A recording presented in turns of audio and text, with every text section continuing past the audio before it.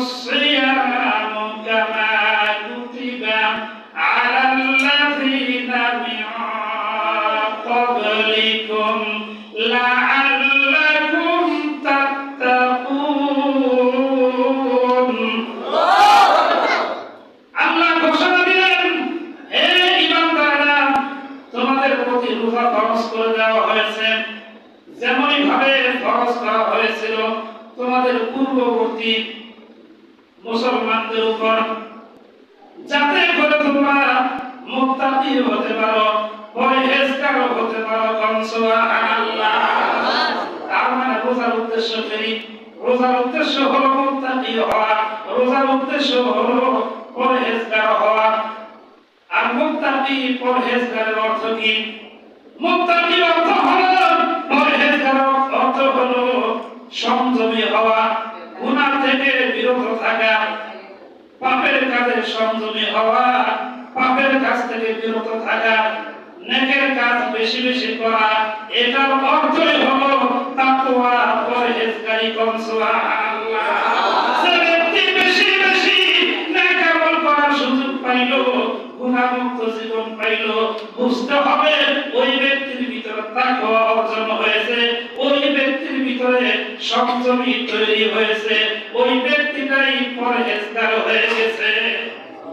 আর এরকম পরহেজগার ব্যক্তি যারা হয়, এরা হলো আল্লাহর প্রিয় বান্দা। আল্লাহর কাছে কোনো কিছু চাইতে দেরি হয়, আল্লাহ তাদেরকে দিতে দেরি করেন না। এই রোজার উদ্দেশ্য হলো গুনাহমুক্ত জীবন যাপন করা, পরহেজগার হওয়া, তাকওয়া অর্জন করা। একজন মানুষ রোজা রাখলো, আবার সে গুনাহের কাজ করতেছে, তাহলে তার উদাহরণ কি? নবীজি বলেন, অনেক রোজাদার আছে তারা সারাদিন রোজা রাখার কষ্ট ছাড়া কিছুই পায় না। আবার অনেক রাত্রি জাগরণকারী ব্যক্তি আছে যারা সারা রাত্র জাগে, কিন্তু রাত্র জায়গা কষ্ট করা ছাড়া ওই সমস্ত ব্যক্তিদের আমলনামায় আর কিছুই জমা হয় না।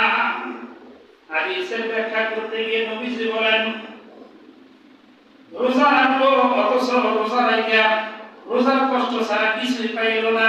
তার মানে হলো রোজা রাখার পর সে গুনাহ থেকে বিরত থাকলো না, রোজা রাখা যে সওয়াব অর্জন করলো, গুনাহ কইরা ওই সওয়াবটা শেষ করে দিল, তাহলে কষ্ট ছাড়া কিছুই পাইল না। ঠিক কি না? সারা রাত তাসবিহ করলো, জিকির করলো, কোরআন তেলাওয়াত করলো, নফল ইবাদত কইরা সেই পরিমাণ সওয়াব অর্জন করলো, কিন্তু ফজরের নামাজই পড়লো না।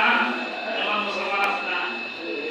ফজরের সময় ঘুম পাচ্ছে, তার মানে নফল ইবাদত কইরা যে সওয়াব অর্জন করছিল, ফজরের নামাজ না পড়ার কারণে গুনাহ তার চাইতে বেশি হয়ে গেল।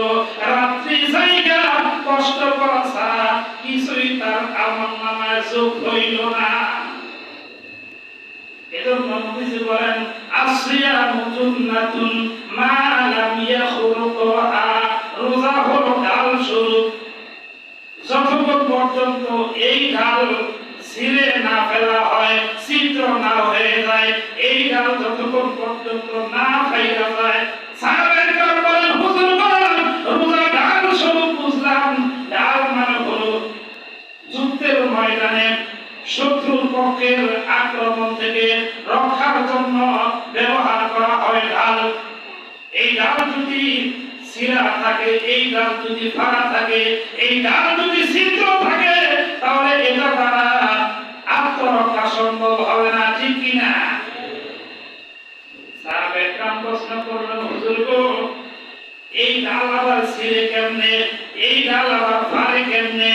নবীজি বললেন, ও সাহাবীরা, তাহলে শোনো, দুইটা গুনাহের দ্বারা রোজা ঢাল স্বরূপ।